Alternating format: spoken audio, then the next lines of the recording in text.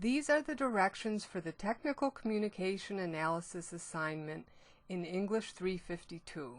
The assignment can be broken down into steps. For a written version of these directions and the steps, see your syllabus or the online information. The first step of the assignment is to choose a type of technical communication to analyze. There are many types. If you have difficulty thinking of an example to use, see my recorded talk, What is Technical Communication? You can be creative with this assignment. If you want to analyze something that you think is on the border of the definition of technical communication, check with me first and it will probably be okay. You need to compare at least 2 examples, either from different companies during the same period or from the same company across time. Since you'll need at least 5 sources in your annotated bibliography, you'll probably want to compare 3 or more examples, as I did in the paper you're going to use as an example. If you really get stuck, just take the issue of the professional journal that you're interested in and compare issues across 40 or 50 years. That's always interesting. It's all in the library, in the stacks, sitting on the shelves. If you have any trouble, go to the reference desk and ask for help. There are 7 basic steps to this assignment, most of which are graded. First, listen to the What is Technical Communication lecture. Then, read my Steel Bible article, write a brief summary and a brief description of what type of technical communication you want to analyze. You'll also give a 5-minute presentation on what you're going to analyze. Then you'll research more in the library and make an annotated bibliography. I'll provide a template for that. I'll take you through some of the detail of this now. First of all, when you read my article, remember it's an academic article. That means it's not written for the general public. Every profession has conventions it follows in the production of their papers and books.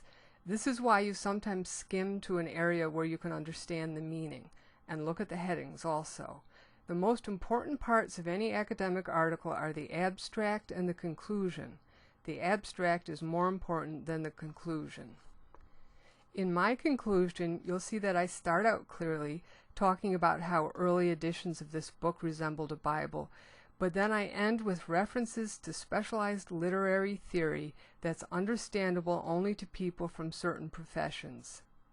This is standard operating procedure in academic writing, and whatever profession you go into will have its own type of writing as well. You don't have to do this in your papers now. For this paper, you should strive for simplicity and clarity. As you'll see, I used many illustrations. You should too. My reference list is much more complicated than yours need be, but again, I'll provide a template. This will be the first 5% of your grade. All I need is a brief summary of my article, and then a brief account of what type of technical communication you plan to analyze. This image is of an old annotated bibliography that I used for the proposal we used to write.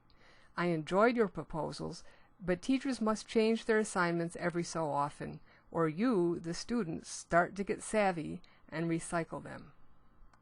If you're in the face-to-face class, we schedule 1 class for the peer review. On that day, bring 4 copies of your first draft. It doesn't have to be complete, but print it out ahead of time and bring it to class and be on time. If you're late or if you need to print out your draft in class, you may not get all of your copies read and you may not get feedback. Those students who come to class on time with 4 drafts will get more detailed review than those who don't. In the peer review process, you'll look at each other's papers in detail, write comments on them, and score them on a separate sheet for several variables as well. 3 copies are for other students to review, and the 4th is for me. Later, I'll give you back 4 copies with detailed information about your writing. I'll take your papers home with me and spend 20 to 30 minutes going over them carefully for style, meaning, etc., writing copious comments about how you can improve it. Time for a short story. The more people that you have look at your writing, the better. Criticism can hurt, yes, but it's helpful. You can't see your own mistakes as well as other people can. I've had a lot of articles published in journals, and one of them in particular gave me a very hard time. They sent me back a review that tore my article apart basically and stomped on it. I realized that I had not quoted one of the journal reviewers who had already written on that topic. I had not quoted him because it was an almost unknown journal with a circulation of about 400, and I didn't come across it in any of the research I did. But I found all of his writing, got it through interlibrary loan, and included his work in my paper.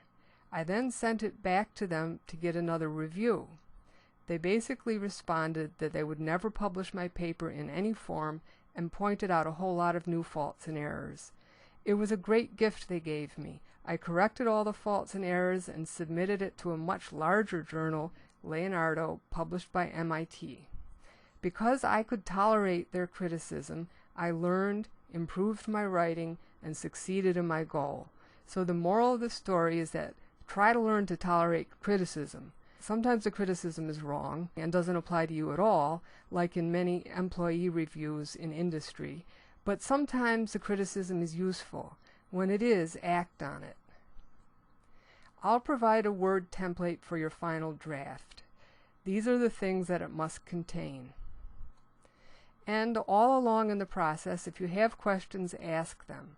If it's a face-to-face class, try to ask them in front of the whole class. Probably other people are confused about the same thing. Otherwise, email me or ask me after class. If it's an online class, try to ask on the bulletin boards. That way other people can read your question and my answer. Thanks, everybody, and let's get to it.